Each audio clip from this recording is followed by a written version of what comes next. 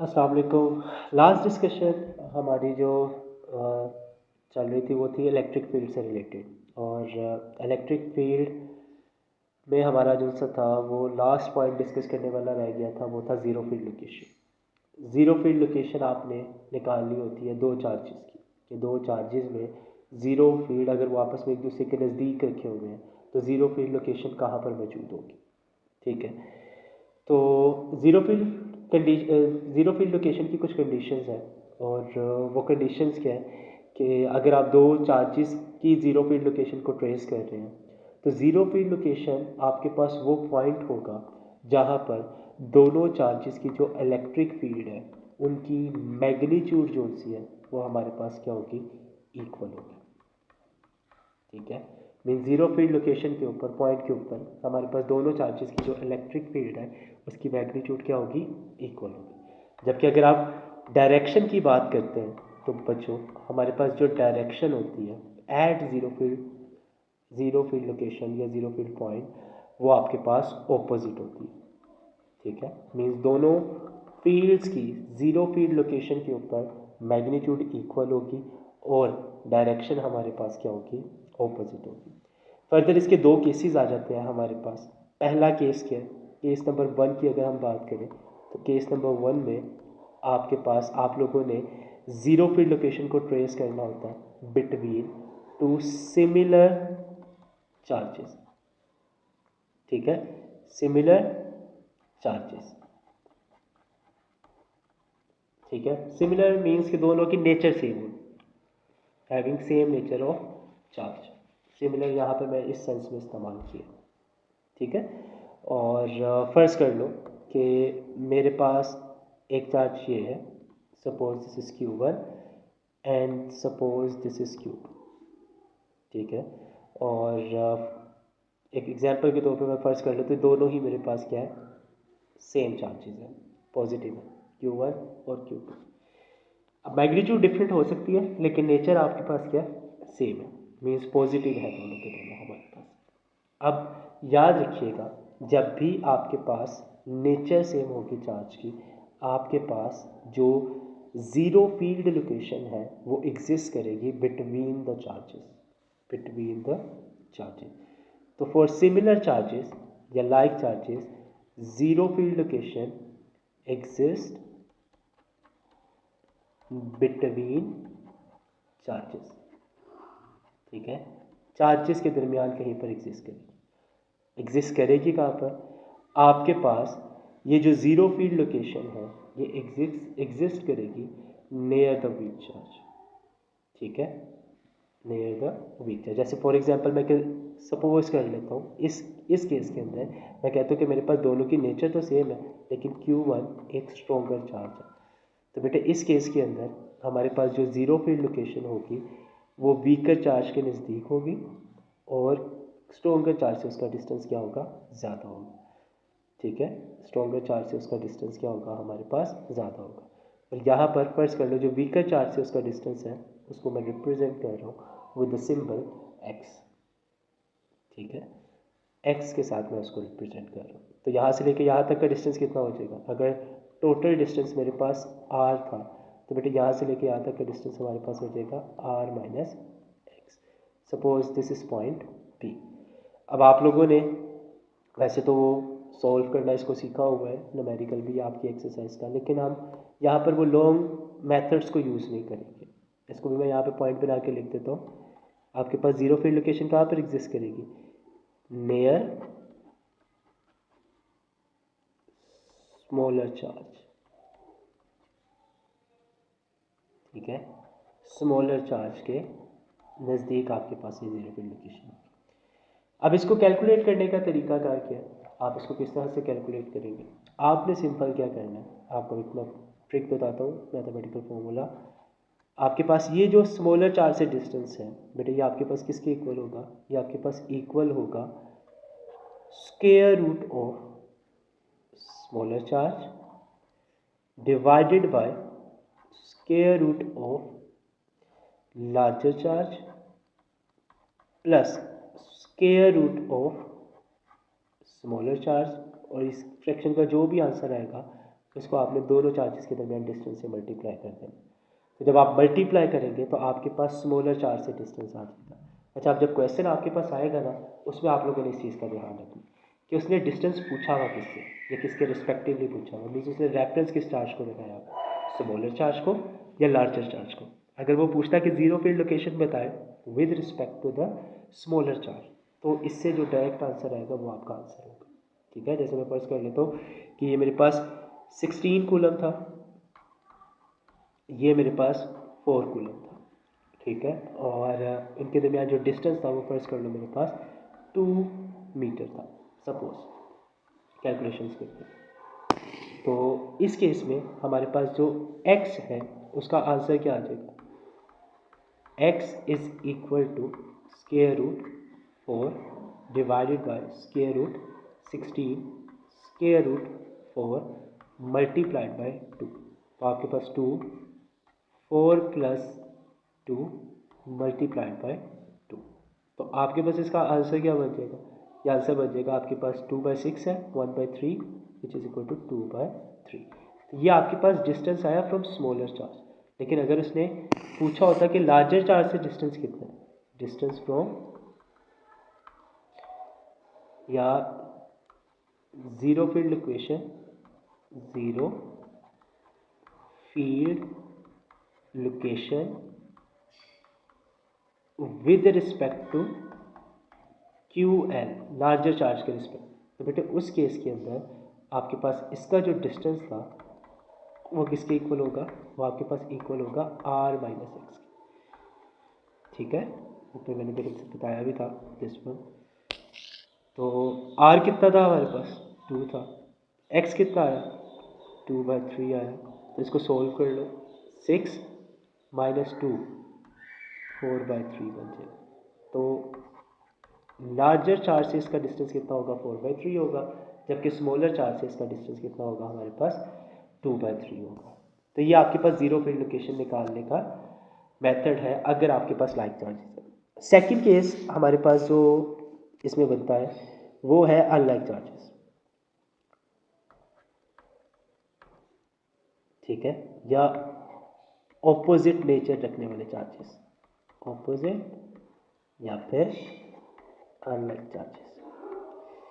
Opposite या unlike charges के लिए भी फॉर्मूला अप्रॉक्सीमेटली आपके पास सेम है। अब फॉर एग्जांपल मेरे पास Q1 जो सा है वो मैं सपोज कर लेता हूँ पॉजिटिव है, और Q2 जो सा है वो मेरे पास फर्ज कर लेता हूँ मैं नेगेटिव है। डिस्टेंस मेरे पास दोनों के दरमियान R, ठीक है, R होगा। अब इस केस में जीरो फील्ड लोकेशन कहाँ एग्जिस्ट करेगी, इस केस में बेटे याद रखिएगा आपके पास जो जीरो फील्ड लोकेशन है वो एग्जिस्ट करती है other side of weaker charge के। अब जैसे मैंने पहले ये कंडीशन को ही यूज़ कर लेता हूँ कि मैंने फ़र्ज़ किया है कि मेरे पास Q1 की जो मैग्नीट्यूड है वो ज़्यादा है किससे, Q2 से। तो आपके पास जो जीरो फील्ड लोकेशन होगी वो वीकर चार्ज की अदर साइड पे एग्जिस्ट करेगी, मीन्स यहाँ पर कहीं पर एग्जिस्ट करेगी। ये मेरे पास जीरो फील्ड लोकेशन। तो पहली चीज़ आपके पास, ये पहला पॉइंट जो आपको पता होना चाहिए कि अनलाइक चार्जेस के केस में जीरो फील्ड लोकेशन कहाँ एग्जिस्ट करेगी, एग्जिस्ट आपके पास एग्जिस्ट करेगी on other side of weak charge. ठीक है, other side of weak charge पर हमारे पास एग्जिस्ट करेगी। ठीक है, ओके। नेक्स्ट आपके पास इसको कैलकुलेट किस तरह से करना, तो फॉर्मूला सेम है, x square root smaller charge का मैग्नीट्यूड ले लिया आपने, नेगेटिव साइन को इग्नोर करना, ठीक है, divided by square root larger charge. यहाँ पर जब प्लस था जस्ट यहाँ पर क्या आ जाएगा हमारे पास, माइनस आ जाएगा, square root of smaller charge multiplied by r। जैसे फॉर एग्जांपल अगेन ये 16 कूलम था, ये मैं सपोज कर लेता हूँ मेरे पास -4 कूलम है। तो अब हम क्या करेंगे, अगर जीरो फील्ड लोकेशन निकालनी है with respect to the smaller charge, तो बेटे उस केस के अंदर आपके पास मैग्नीट्यूड लेंगे सिर्फ, जैसे मैंने बताया, तो आपके पास ये 2 हो गया, ये 4 हो गया, ये 2 हो गया और ये 2 हो गया। तो इस केस में आपके पास ये क्या बन जाएगा, कैंसिल हो जाएगा 1, तो 2 मीटर आपके पास आंसर है। जबकि अगर आप ज़ीरो फील्ड लोकेशन निकालना चाहते हैं, zero field location with respect to larger charge, तो बेटे उस केस के अंदर अब आपके पास जो ज़ीरो फील्ड लोकेशन होगी वो किसके इक्वल होगी, अब इसका जो इससे डिस्टेंस है वो इक्वल होगा r प्लस एक्स। ठीक है, तो इस केस में हमारे पास जो डिस्टेंस होगा वो किसके इक्वल आ जाएगा, for larger charge this is actually equal to r plus X. r क्या था हमारे पास, r था हमारे पास 2, ये भी 2 आया, तो डिस्टेंस किसके इक्वल आ जाएगा, डिस्टेंस पास इक्वल आ जाएगा 4 मीटर। तो ज़ीरो फील्ड लोकेशन को आपने इस तरह से कैलकुलेट करना है। तो यहाँ पर आपका जो ये टॉपिक है इलेक्ट्रिक फील्ड वाला वो यहाँ पर एंड होता है। और अगर आपसे क्वेश्चन आ जाता है कि सिंगल चार्ज की इलेक्ट्रिक फील्ड जो सी है वो कहाँ पर ज़ीरो होगी, तो इसको मैं यहाँ पर नोट की शक्ल में लिख देता हूँ, याद रखिएगा। For single charge, for single charge zero field location, zero field location exists at infinity। Infinity पर हमारे पास इलेक्ट्रिक फील्ड क्या होती है, ज़ीरो होती है फॉर सिंगल चार्ज। तो यहाँ पर हमारा इलेक्ट्रिक फील्ड का जो सा टॉपिक है वो ख़त्म होता है। और अगर मैं तमाम फार्मूलाज की जो समरी यहाँ पर बना दूँ, तो आपने जो इलेक्ट्रिक फील्ड के फार्मूलाज पढ़े उसमें एक था इलेक्ट्रिक फील्ड का formula in terms of point charge which is F over Q not, एक आपने पढ़ा इन terms of source charge which is K Q over R square, के की वैल्यू भी लग के यहाँ पर सब्स्टिट्यूट कर सकते हैं। अगर आप इसको वेक्टर फॉर्म में लिखते हैं तो आपके पास ये हो जाएगा K Q over R square और R यूनिट वेक्टर, और उसके अलावा अगर आप इसको पोजीशन वेक्टर की शक्ल में लिखते हैं तो ये आपके पास हो जाएगा K Q over R cube R position vector. ठीक है, इसके अलावा आपने इलेक्ट्रिक फील्ड का फॉर्मूला पढ़ा इन टर्म्स ऑफ फ्लक्स, भी मैंने आपको लिख के दिखाया था, फाई ओवर ए कोस थीटा। उसके अलावा सस्पेंडेड पार्टिकल के लिए मैंने आपको इलेक्ट्रिक फील्ड का फॉर्मूला बताया था which is M G over Q.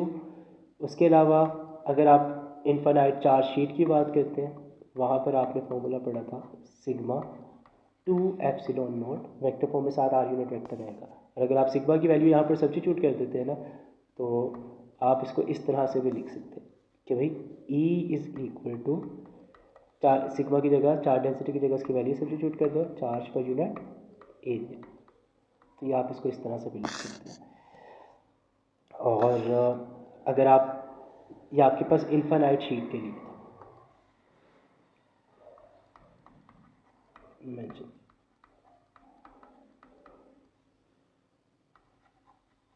Charged sheet, ठीक है, ये आपके पास इसलिए लिखा। और पैरेलल प्लेट्स के लिए आपने पढ़ा था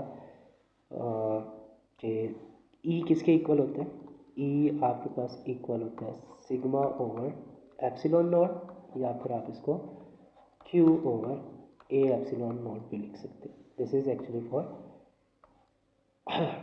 parallel plates, oppositely charge parallel plate, oppositely charged parallel plates. ठीक है, तो ये फॉर्मूलाज थे। और इसके यूनिट की बात करें तो यूनिट इसका क्या था हमारे पास, एक यूनिट मैंने आपको बताया न्यूटन पर कूलम है, एक आप इसको जो अगर फॉर्मूला अगर आपको याद है, electric field as a potential gradient which is delta V over D या डेल्टा R, जैसे भी आप लिखना चाहें। तो ये आपके पास हो जाएगा वोल्ट पर मीटर, ठीक है। और अगर आप इसको बेस यूनिट्स में लिखना चाहते हैं तो बेस यूनिट्स के अंदर आप ये वोल्ट में लेके वैल्यू सब्स्टिट्यूट कर देना, तो आपके पास ये बन जाएगा किलोग्राम मीटर पर सेकंड क्यूब पर एम्पीयर। तो ये आपके पास बन जाएगा इसका, ठीक है। यहाँ पर आपके पास जो इलेक्ट्रिक फील्ड का टॉपिक है वो सारा का सारा ख़त्म हो जाता है। ये फॉर्मूलाज है जो हमने इस सारे टॉपिक के अंदर डिस्कस किए। नेक्स्ट हमारे पास जो पॉइंट है जिसको हमने डिस्कस करना है वो है इलेक्ट्रिक पोटेंशियल, ठीक है। इलेक्ट्रिक पोटेंशियल, अच्छा, इलेक्ट्रिक पोटेंशियल हमेशा पोटेंशियल डिफरेंस की शक्ल में डिफाइन किया जाता है। हम किसी न किसी रेफरेंस के रिस्पेक्टिवली इसको डिफाइन कर रहे होते हैं। तो पहले हम डेल्टा V यानी पोटेंशियल डिफरेंस डिफाइन कर लेते हैं और फिर हम जो है इलेक्ट्रिक पोटेंशियल को डिफाइन कर लें। अब इलेक्ट्रिक पोटेंशियल डिफाइन करेंगे किस तरह से कि भाई फर्स्ट कर लो मेरे पास एक चार्ज है Q, पॉजिटिव चार्ज है, ठीक है। मैंने इसका इलेक्ट्रिक पोटेंशियल डिफाइन करना है एट सर्टेन पॉइंट। तो मैं किस तरह से इसको डिफाइन करूँगा, ये इसकी इलेक्ट्रिक फील्ड है, ठीक है। मैं क्या करना चाहता हूँ, पॉइंट A और B के दरमियान पोटेंशियल डिफरेंस को डिफाइन करना चाहता हूँ। This is suppose A and this is suppose B। इन दोनों के दरमियान पोटेंशियल डिफरेंस किसके इक्वल होगा, ये एक्चुअली हमारे पास उस वर्क डन के इक्वल होगा जो मैंने यूनिट चार्ज को पॉइंट B से A तक मूव करवाने के लिए किया होगा while keeping it in electrostatic equilibrium. तो ये जो वर्क मैंने किया होगा यूनिट चार्ज के ऊपर, ये वर्क हमारे पास एक्चुअली इक्वल होता है potential difference between point A and B। तो इसकी डेफिनेशन क्या हो जाएगी, this is actually work done on per unit charge per unit charge in moving it from one point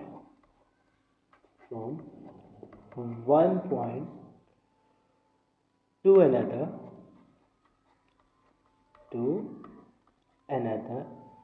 against the electric field, ये ज़रूरी है, ठीक है। Against the electric field while keeping it in electrostatic equilibrium,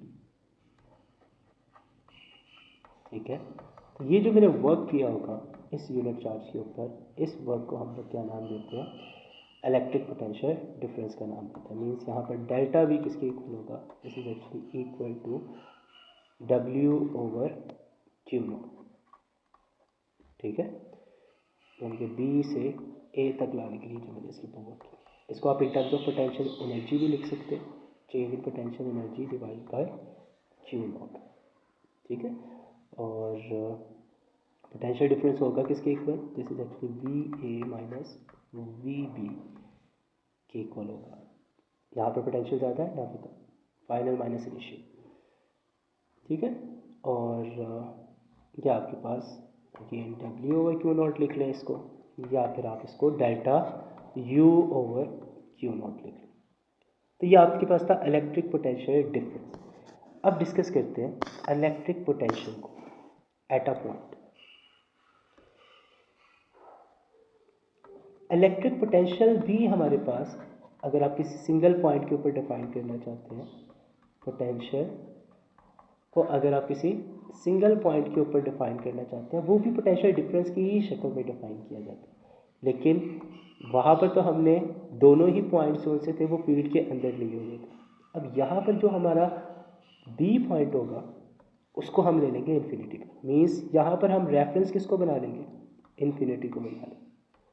अब infinity के respectively हम क्या कर रहे हैं, बी हमारा इन्फिनिटी पर पोटेंशियल डिफाइन कर रहे हैं, और इन्फिनिटी कौन सा पॉइंट होगा, वो पॉइंट जहाँ पर इलेक्ट्रिक फील्ड भी ज़ीरो है और आपके पास पोटेंशियल भी ज़ीरो है, उस पॉइंट को हम इन्फिनिटी का नाम देते हैं।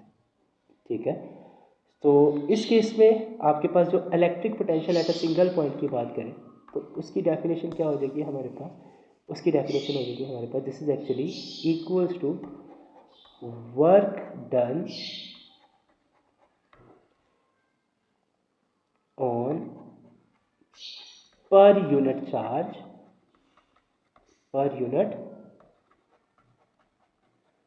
Charge in moving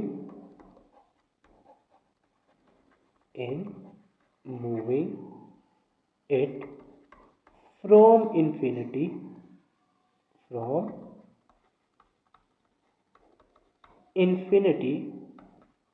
to a point in field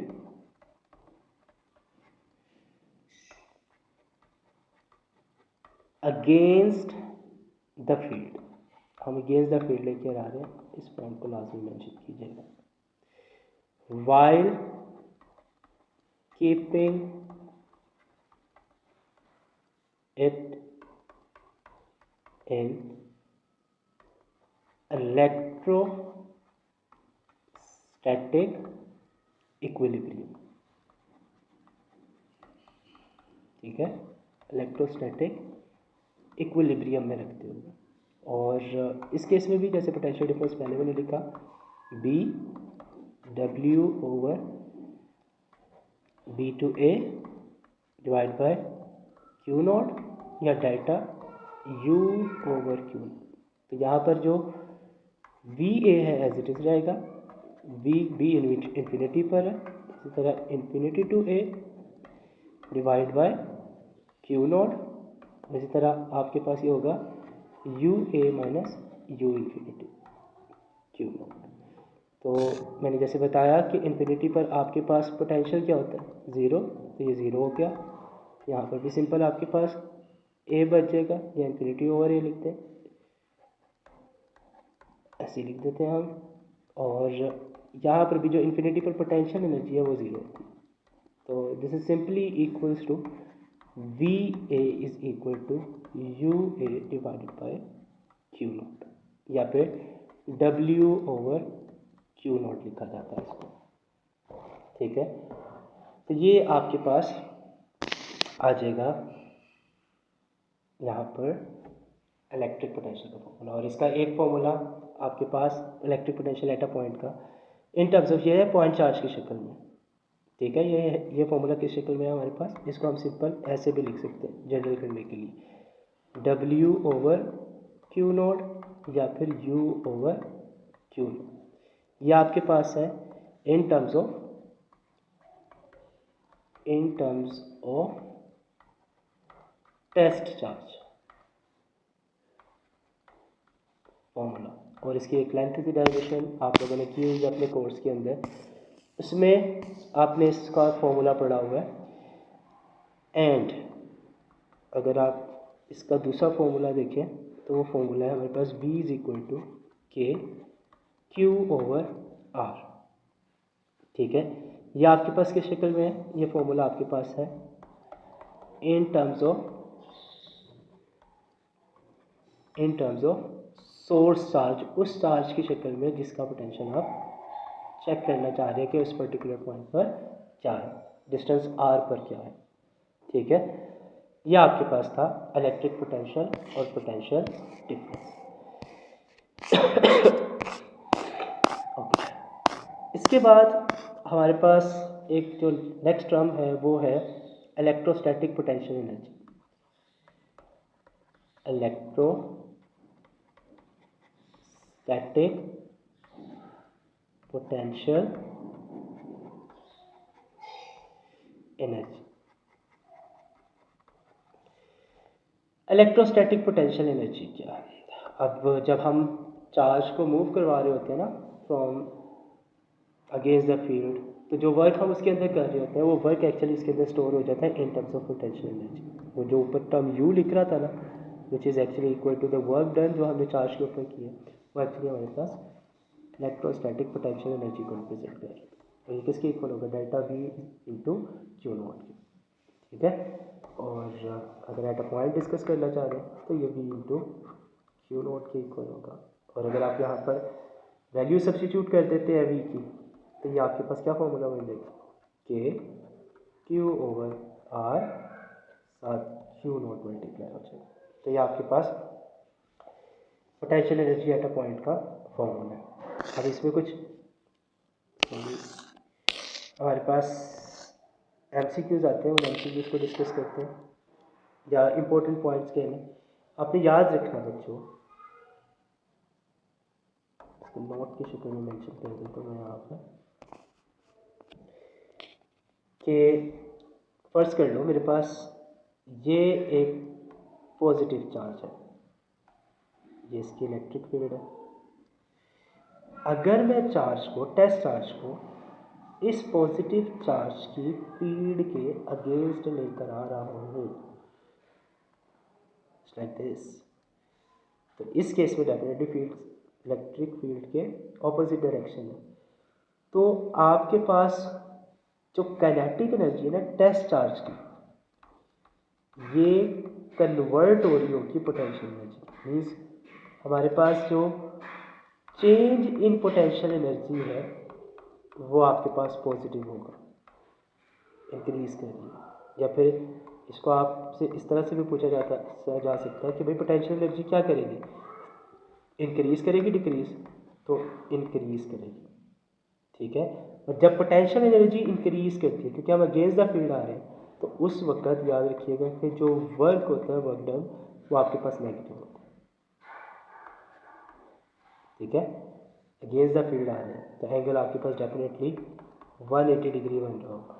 तो कोस 180 माइनस 1 के इक्वल होता है, तो वर्क डन आपके पास नेगेटिव होगा। तो जब भी वर्क डन नेगेटिव होगा, आपके पास पोटेंशियल एनर्जी क्या करेगी? इंक्रीज करेगी। जबकि काइनेटिक एनर्जी क्या करेगी? डिक्रीज करेगी। और जबकि चेंज इन काइनेटिक एनर्जी क्या होगा? हमारे पास नेगेटिव होगा। और पोटेंशियल एनर्जी आपके पास इंक्रीज कर रही होगी।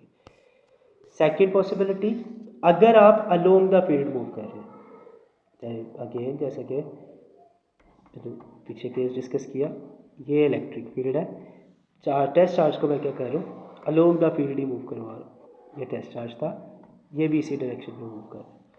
अब थीटा क्योंकि यहाँ पर कितना बन रहा है? 0 डिग्री बन रहा है। तो इस केस में जो हमारा वर्क डन होगा ये पॉजिटिव होगा। वर्क डन पॉजिटिव है तो काइनेटिक एनर्जी भी क्या होगी? इंक्रीज कर रही होगी, वो भी पॉजिटिव होगी। ठीक है। या इसको ऐसे लिख देते, change in kinetic energy positive होगा, काइनेटिक एनर्जी हमारे पास इंक्रीज कर रही होगी, इट मीन्स। और चेंज इन पोटेंशियल एनर्जी हमारे पास क्या होगा? नेगेटिव होगा। और जबकि पोटेंशियल एनर्जी हमारे पास इस केस में क्या कर रही होगी? डिक्रीज कर रही होगी। ठीक है। तो इस केस में पोटेंशियल एनर्जी हमारे पास डिक्रीज करेगी, या आपके पास लॉस इन पोटेंशियल एनर्जी हो रहा होगा और गेन इन काइनेटिक एनर्जी हो रहा होगा। ठीक है। तो ये दो इंपॉर्टेंट पॉइंट्स हैं जिससे रिलेटेड अक्सर एमसीक्यूज वगैरह पूछा जाता है, जिसको मैंने यहाँ पर मेंशन कर दिया।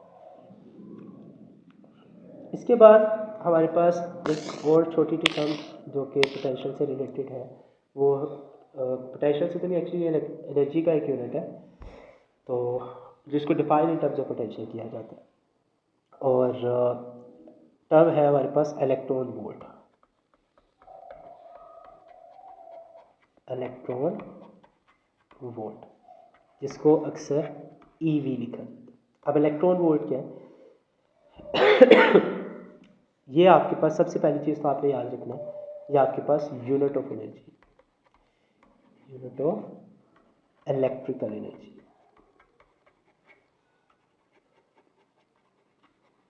ठीक है। और डेफिनेशन क्या है इसकी? डेफिनेशन की बात करें तो this is actually energy gain or lost by electron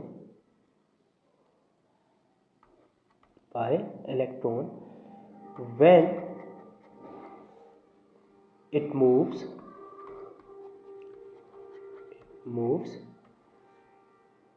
between 2 points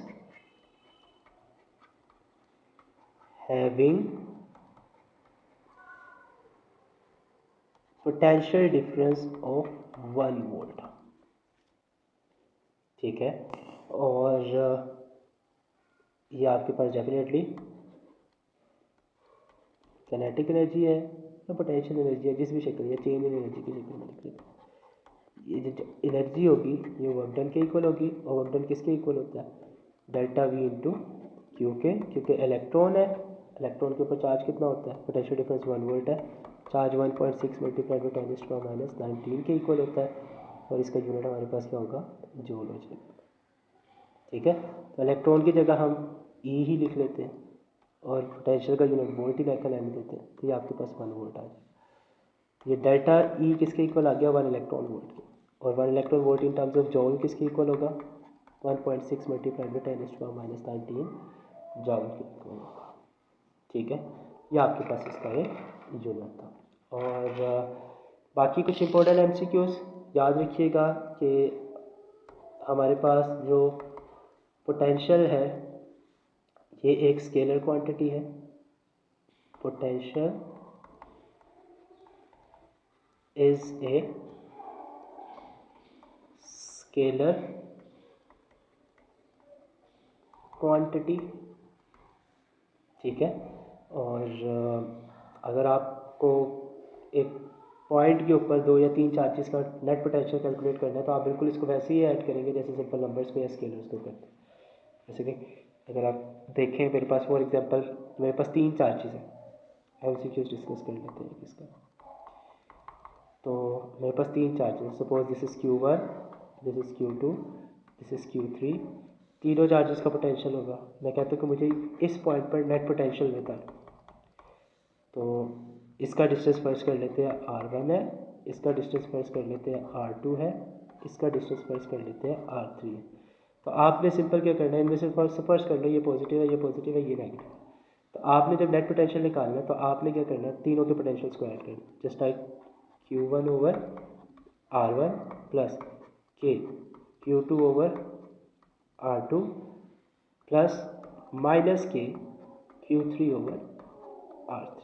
तो आप ऐड कर लेंगे तो आपके पास नेट पोटेंशियल आ जाएगा।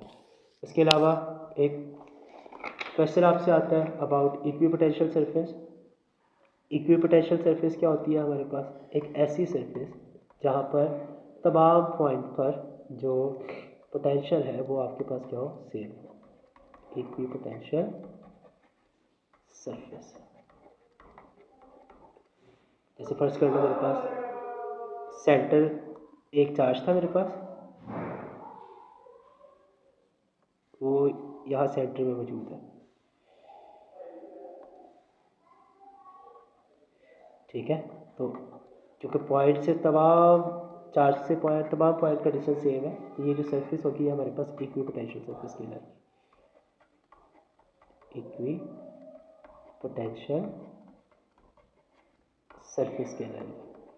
और ये जो इक्विपोटेंशियल सरफेस होती है इसमें याद रखना, जो 2 पॉइंट्स के दरमियान पोटेंशियल डिफरेंस होता है वो आपके पास हमेशा 0 होता है, और जो वर्क डन होता है वो भी 0 होता है, और जो इलेक्ट्रिक फील्ड होती है वो भी 0 होती है सरफेस।